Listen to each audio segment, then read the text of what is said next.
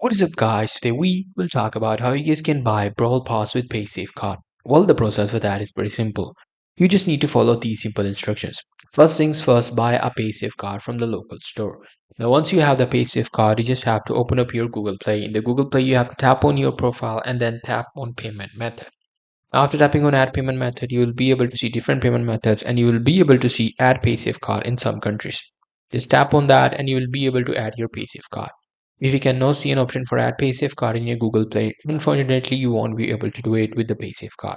Now, if you do that, just add your Paysafecard and your funds will be added to your Google Play. Now, what you have to do is just have to open up your Brawl Star and go to Brawl Pass section, select buy Brawl Pass and then complete the purchase. Now, once you're purchasing, a payment method will pop up here. It will show you all the payment methods that you have in your Google Play. You just have to select the PaySafe card, and there you go. That's how you'll be able to pay for that. Enjoy your Brawl Pass after the transaction is successful. Hope you guys find this very helpful.